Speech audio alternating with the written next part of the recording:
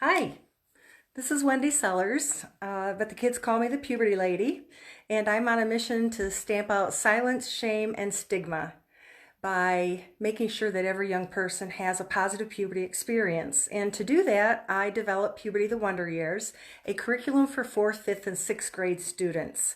Now, in these days of the coronavirus pandemic, a lot of us are struggling to do things differently, and that includes schools.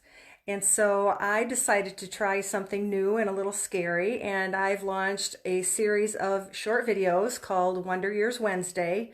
And my goal is to help educators teach puberty education using distance learning, and also to help parents who are overnight expected to become homeschoolers.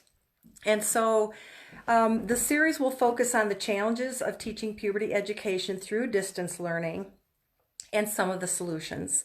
So this is the second week, and our challenge this week is using technology. And speaking of challenges, my challenge today was that I had scheduled to use my laptop to do this at 4 o'clock, and when I tried to sign on, it wouldn't work.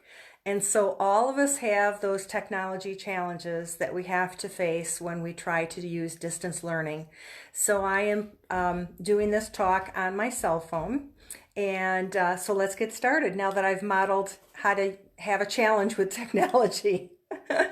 So yes, doing distance learning using technology has several challenges. And one of those challenges is that we need to adapt our ground rules for puberty class to adapt to the online format. The screeching you hear is my two cats deciding to fight right now, so I'm going to encourage them to stop if they need to, but nobody's getting hurt, so don't worry. All right. So adapting the ground rules for online learning is very helpful because you can make sure that you avoid some of the pitfalls and set up the most optimal learning environment and the safest learning environment for your students and also for their families, because basically your classes will be taking place in their home instead of in the school building. So one of the new ground rules that you will want to help your students with is to encourage them to sit in a place that's conducive to learning in their home, and that's not on their bed. They're still at school, and so sitting in a school-like fashion will help them to stay attentive. Also, encourage them to wear clothes as if they were at school. So that means not wearing pajamas or being partially clad, which is fine when you're home kicking around, but because this is school, encourage them to wear clothes as if they were going to school. Encourage them to stay seated and present during class and to avoid distractions so that they can pay attention. This again is just like school. Encourage them to maintain class privacy, and this is one of the ground rules in the first lesson of Puberty the Wonder Years at every grade, because ensuring that there's no gossiping about what takes place in puberty class and not repeating what was said or asked is really important to maintaining a safe environment. It's more so important when they're in a virtual classroom in their homes, because it's not just their privacy, but it's the privacy of all the other students also in the class. However, do not promise them confidentiality, because you know that as educators, we're mandated reporters. And so remind them that if we hear something that would indicate that someone is being harmed or could be harmed, that we would have to tell someone to get help for that situation. So encourage privacy, but not confidentiality. The next ground rule is to stay away from other websites during class. I know when I'm on a webinar, I am sometimes guilty of that, and probably you are too, but if we can encourage our students to only stay in the class and not surf other websites during class. Ask them not to record, share, screen share, take pictures of anything during the class, again, to maintain that classroom privacy. And encourage them not to share their class materials with other people unless it's their family members, their parents, guardians, and other trusted adults. Definitely we want them to share the materials and talk about what they're learning with those folks. Encourage them to use headphones or earbuds during puberty class. And this will help them to stay focused on what's being said, and it will prevent other people in their home from overhearing things that are being discussed.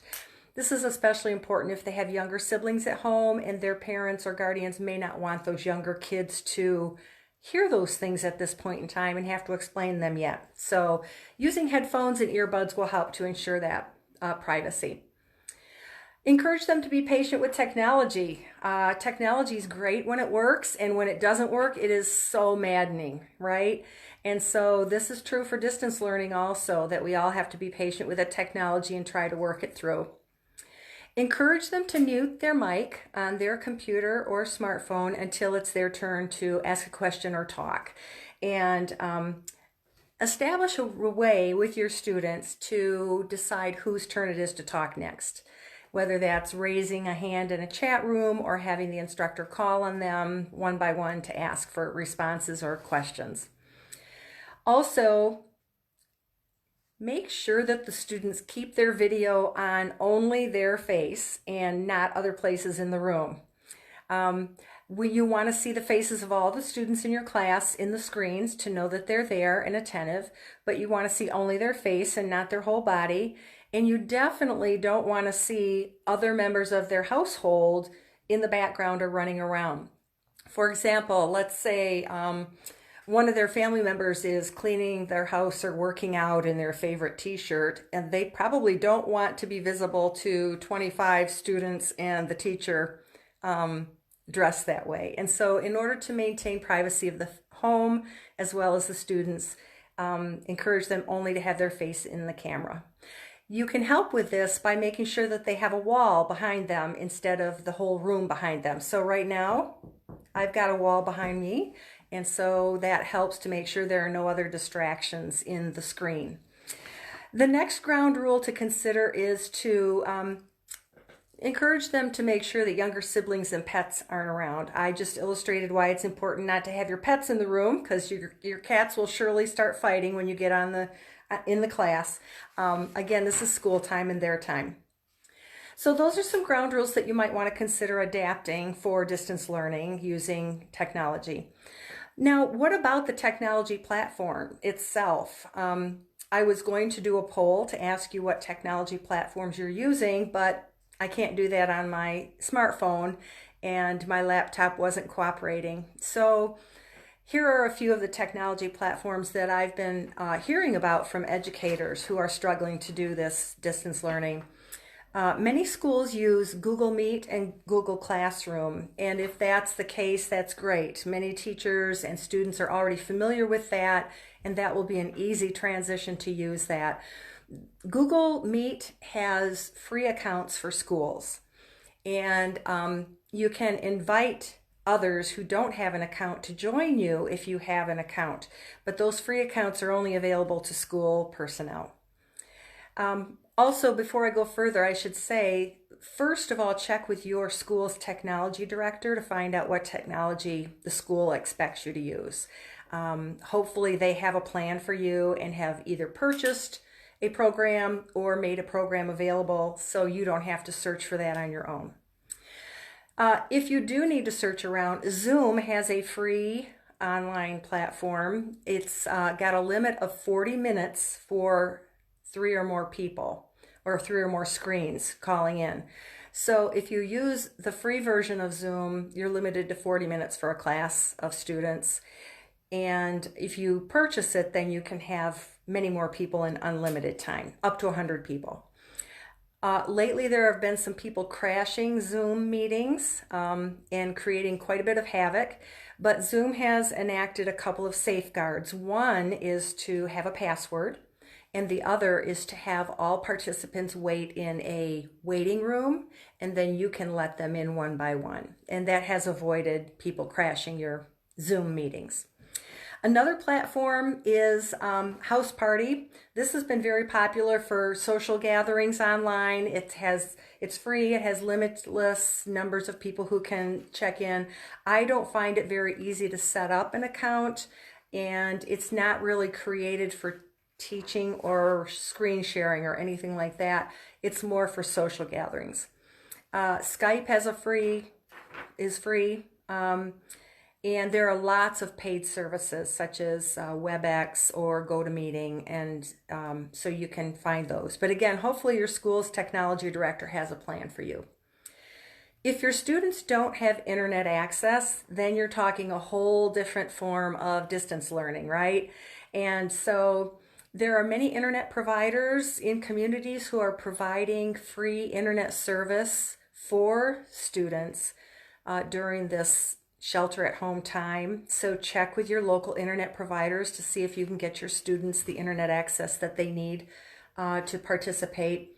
And some providers are even loaning laptops or tablets for students to use if they don't have a computer or a smartphone at home. And then I will post in the comments some other suggestions for doing distance learning for students who don't have internet access. And there are different strategies to use for those students. So when we're done here in just a moment, please check the comment section and you can find some resources that I will post there and other suggestions for doing distance learning with students who don't have internet access. Feel free to share this video with people you think would find it useful. And I hope you'll tune in next week for Wonder Years Wednesday at 4 p.m. Eastern Time.